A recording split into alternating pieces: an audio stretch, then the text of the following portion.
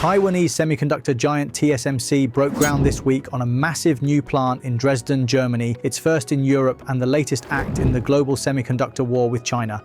The $10 billion plant, partly funded by $5 billion in subsidies from the German government that were unlocked through the European Chips Act, will focus on making chips for cars.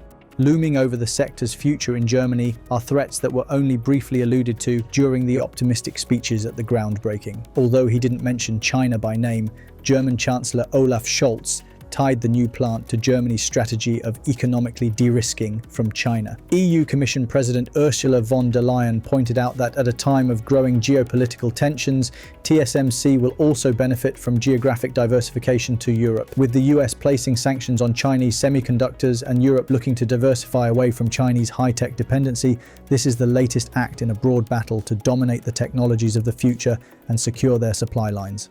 This week, Indian Prime Minister Narendra Modi visited Ukraine, the first by an Indian leader since Ukraine became independent in 1992.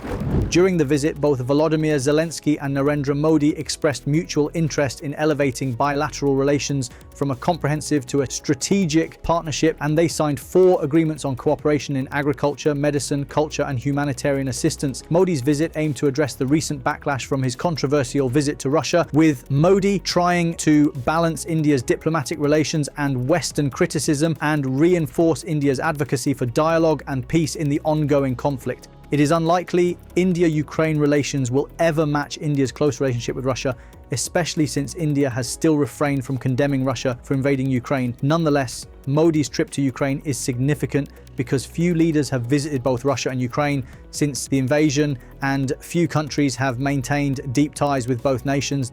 Despite Modi's close ties with the US, India now gets most of its oil from Russia, which has helped Russia, who is under sanctions.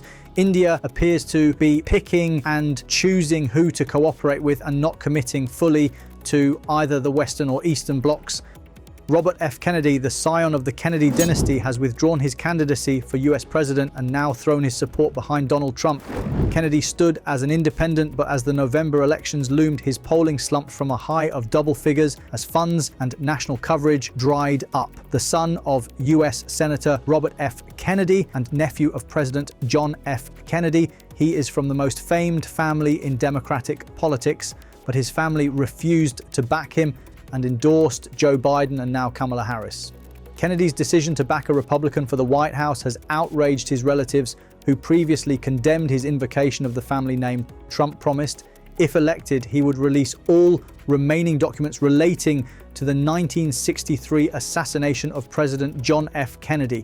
Polls show Trump and Kamala Harris neck and neck, with some polls showing her in the lead.